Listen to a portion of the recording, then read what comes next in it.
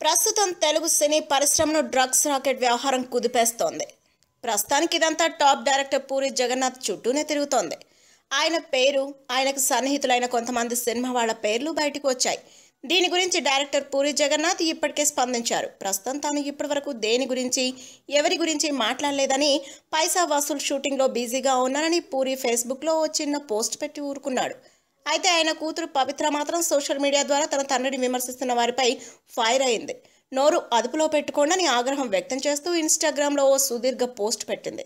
నోరు అదుపులో పెట్టుకోండి, పూర్తి వివరాలు తెలుసుకోకుండా ఎదుటి వారిని విమర్శించకండి, ఏదైనా రాసే ముందు ఆలోచించండి. మా డాడీ సెలబ్రిటీ కాబట్టి ఆయన గురించి ఏం రాసినా పర్వాలేదని అనుకోకండి. ఆయన వైపు వేలెత్తి చూపించే ముందు ఆయనకు ఓ కుటుంబం ఉందని గుర్తుంచుకోండి. సినీ పరిశ్రమలో ఆయనకు ఒక గుర్తింపు, గౌరవం ఉన్నాయని గుర్తుకు తెచ్చుకోండి. ఎవరైతే పని పాట లేకుండా చెత్త రాస్తున్నారో నేను వారి గురించే మాట్లాడుతున్నాను. ఒక లక్ష్యం నిర్దేశించుకొని దానికోసం కష్టపడే వ్యక్తి మా నాన్న. ఒక దర్శకుడిగా ఆయన పెట్టుబడి ఆయన మెదడే. ఇలాంటి వ్యసనాలతో తన కెరీర్ని నాశనం చేసుకోవాలని ఆయన ఎందుకు అనుకుంటారు?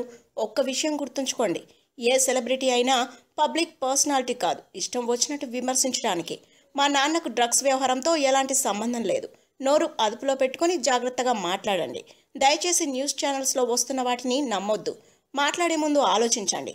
ధన్యవాదాలు అని ఓ లేఖను పోస్ట్ చేసింది పవిత్ర. If you like the video, please like us and subscribe Tollywood Nagar.